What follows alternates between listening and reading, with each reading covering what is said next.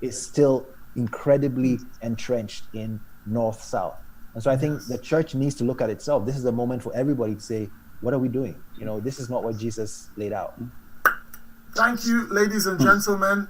Just before we go, let me say two things quickly. We have had on a couple of occasions some slight technical issues with the video transmission. Those people who are listening on PHBC radio have not had any issues whatsoever, but certainly on video it has cut out a couple of times, but as soon as I noticed it's cut out, we've reconnected within about a minute.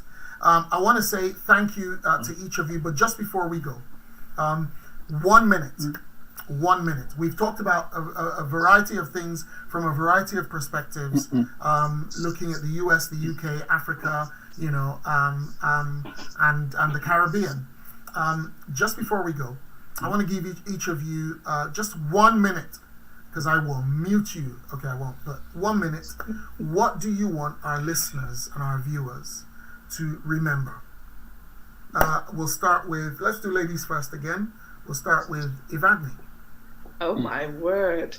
I think, what do I want them to remember? I think we want them to remember that this is not, this is a complicated issue, the whole issue of discrimination, but that it is something that we will have to, all of us, work at changing. It's not going to happen overnight. And we really all have a responsibility to look into ourselves and to do what we can as individuals to change this. And from a biblical sense, I agree with Shola in terms of if we even just think about each and every person as a human being, first and foremost, I think if we think of the love that we have for them, we would not discriminate and treat them in the way that George Floyd was. Thank you very much. Shola? I think for me, I want people to take away a sense, have basically a sense of self-worth. Understand your self-worth. Understand who you are. And just know that this is a massive tangled web at the moment. It's not going to get untangled overnight, but not lose momentum, not give up hope, but know that as long as there's breath, we just carry on. And until we get this right. And that's the main thing, just carrying on and knowing who we are would help us to carry that torch and move pass on to the next generation.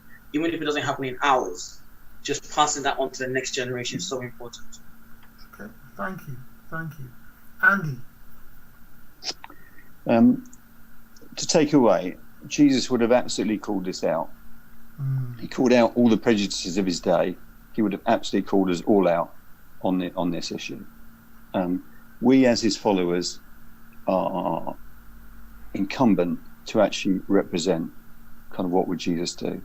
And therefore the challenge for us all tonight, challenge for me tonight, is to say, okay, what have I got to do? What would Jesus have done? And how would he guide me kind of in this issue? And so the church itself has got to speak out on this issue.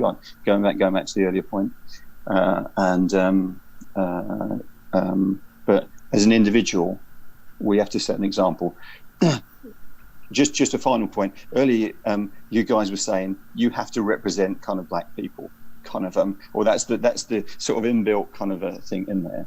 I'd say you don't. You have to represent Jesus as best you can, and that's my mission as well as Christians, and that's what I want to leave tonight with. Thank you, Yao. I think, I mirror everything everybody else has said. I would just add on top of that I think I'll leave people with the image of the equality, the equity, justice, and there's another one, reality. And the reality is that certain people are standing in a hole. They're not even on the ground. And so I would encourage people, as we see the anger, as we see the pain, I think it fits with Shola's thing of, love people as you love yourself. Imagine yourself in their situation. I think it gets a little bit harder to, I don't agree with looting and with destruction of property, but you can see the pain. And so I think what we need to do is take a step back, not rush to judgment, And on both sides of whichever argument we have to sort of acknowledge that this is not the world Jesus wants. It is fallen. Until he comes again, it will remain fallen. But we can certainly do better than what we are currently doing with God's help. But we should keep those images. The reality is that for a significant proportion of people living in our communities, especially in the West, in North America and in Western Europe, black people, I'm not even going to say people of color, because I feel that's a euphemism. Black people are angry because it's a history of oppression, a history of injustice, and we need to strive towards justice. Thank you. There you have it. To sum it up, simple takeaways. Number 1, love God and love others. Keep that forefront in our minds. Number 2, pass the flame. Keep the flame alive. Pass the baton to the next generation. Number 3, call out wrongdoing. Call out wrongdoing, because that's what Christ would do. Looking at things through his eyes. And much more than that, as we do those 3 things, never forget that there are some among us who are not just angered, but they're hurting. They are hurting, and just show compassion towards those. I want to say thank you to everybody who has joined us online. Those of you who have thank you for your comments. And I see that you said it's amazing. You're very welcome.